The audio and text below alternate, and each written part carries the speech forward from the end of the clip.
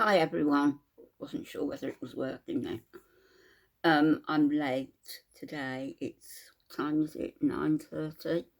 Been out most of the day. Well, um, out and then back home and in the garden and fussing my cat up because I'd left her for 3 hours. She's like a crybaby when I get back. But yeah, it's been a nice day, a busy one but nice. And so I'm late. I wanted to do a video earlier on Missy and insert some clips. But tonight I think I'll just talk. Do you mind? I'll just talk. There's plenty to talk about. Well, one of the great mysteries to me, and maybe Missy can answer me when she's recovered from her hanging around business. Maybe she can answer me this. How did Mr. Moo propose to you? I don't mean how. I mean, how did he propose to you? Were you courting, that old-fashioned word, courting? Were you going out for a long time? Had you known each other a long time? And I noticed that you had a white wedding in that great big meringue dress. No harm in that. I had a meringue dress as well, but I knew no better. You know, I was a kid. And mine wasn't to hide my body, because my body was little, and you got lost in that dress. But anyway, you and Mr. Moo on your wedding day, what a sweet photograph that is. Or it would be if you weren't 4 times the width of him. And it makes me wonder, when I was looking at that and I was thinking, you're so much bigger than him, and I was thinking, I wonder how he proposed, why he proposed, what brought it about that he proposed. Did you tell him you were pregnant? Did you? A bit like this hanging business and getting the kids to come in on it. Did you tell Mr. Moo that you were impregnated and that your parents wouldn't be very happy because they're pastors, aren't they? They're religious people.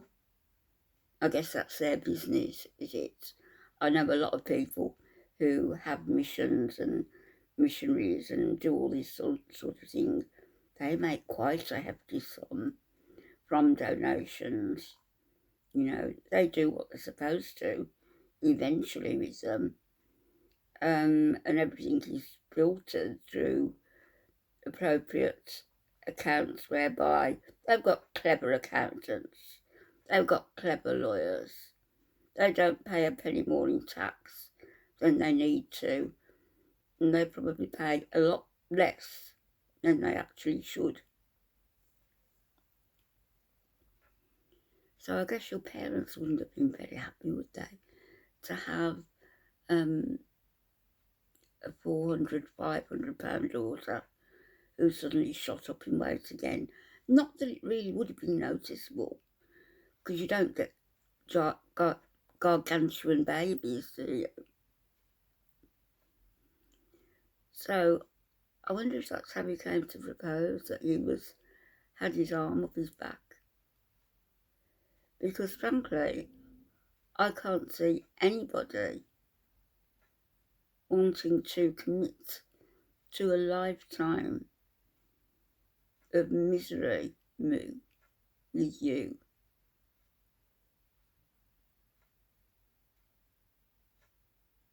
He even calls himself Mr. Moo, Adam Moo. Adam and Marissa Moo. Got a ring to it, hasn't it? When you're booked into the psych ward, you're going as Mrs. Moo. So when people say, you're a real cow, you can say, well, yes, I am. I'm Mrs. Moo. You really are. Marty's brought out, or is bringing out, the side that I've seen in you. The side that I've seen in you for the past 12 plus months. The loony, tuny side. Except I didn't engage. I learnt not to engage with you and your fake accounts and your nonsense. You were blocked, deleted, you came back again, blocked, deleted. If Marty looks into the girl world community, he's going to find a lot that's gone on concerning other people as well. Not just you, although you and Chantal are about the worst of it, I think. I don't know, Jessica Messica's coming up the third, fourth in the ratings, isn't she? The way she attempts to befriend people. And then if she knows a little bit about them, she will go after them. I noticed her in Marty's chat, and somebody had said that Marty had received, I think, a donation from Breezy. And Jessica Messica wanted to know how much for. How much did she send? And Marty just said, $5. Mistake, Marty, not that you would know. She is a troll, and she goes after people's men. She attempted to insert herself between Chantal and Nada, and then Dee Dee and Nada. She went after Roman. You won't know about Roman yet, but you will hear about him. And who else? Oh, off the top of my head, who else? She started a GoFundMe so she could get a ticket to go to Kuwait to meet up with Allah Shahid, Salah's friend.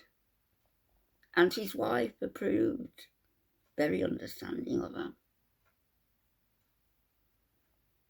She probably thought it would never happen, but it never did. I doubt if anybody even donated. I think I saw one donation. One idiot. Some idiots will donate to anything, as we know.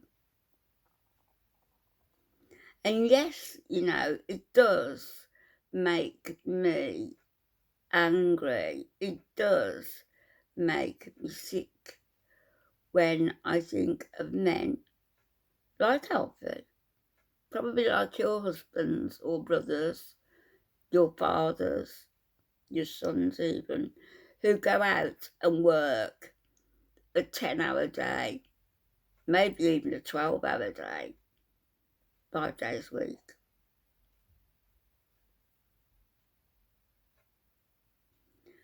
For an okay sort of wage, if they're lucky. It will never, hit the high level that some of these YouTubers get. And some of the YouTubers do a professional job. So I'm not knocking them. But when I look at the likes of Foodie Beauty, who comes on and has gradually discovered, that the mukbangs got more views than the makeup or the weight loss. So off she goes on the mukbangs, and then she learned that being gross and telling dirty stories would net her more. And then she goes down that route of doing videos in her underwear, soiled underwear, dirty underwear that she picked up off the floor, not having been washed for days, sniffed it and said it'd be all right for another day. And Sarah was with you. He was with you for a reason, Chantal, to get into Canada. That's all. And maybe he will. Missy Moo and Mr. Moo were such close friends with Chantal that they offered Sarah a place to stay with them. Can you imagine her trotting, knocking Mr. Moo out with something in his cocoa, and then trotting to the spare room in her purple lingerie to chat to Sarah? Missy Moo is. I didn't think Victoria's Secret made lingerie that size. Thought you would have to go to a curtain shop. Oh, Missy, I'm going to tip you over the edge again. I don't mean to. Come back, come back, come back, come back, come back. But going back to what I was saying, Chantal would soil her underwear, wear soiled underwear, wear hardly anything at all, a bra and her panties, sit there telling dirty stories, burping, farting, making all sorts of guttural sounds while she was telling you these stories. And she raked in a lot of views, and she raked in people who were astounded, really, that a woman like this would exist. And then there were others who wanted to befriend her. There's got to be a reason. There's got to be a name for people who befriend people like that. I don't know. But anyway, and then she got, of course, nobody can chat to me unless they pay. Members only. $6.99 a month or whatever it was. $7.99. Postcard to you. Now you've got the cameo.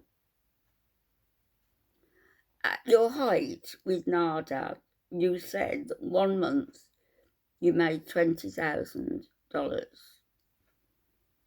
You let slip, and whether it was true or intentional slip, you said at the height you made 50,000 Canadian dollars. 50,000. Just for sitting there burping, farting and telling filthy stories. Do I think it's unfair? Yeah, I do. Do you think it's unfair? Do the Beezers think it's unfair? Do the Beezers not realise that by staying with Foodie, by continuing to support her via a direct debit every month, you're encouraging this beast to go on and on, ad infinitum, ad nauseum? Stop it.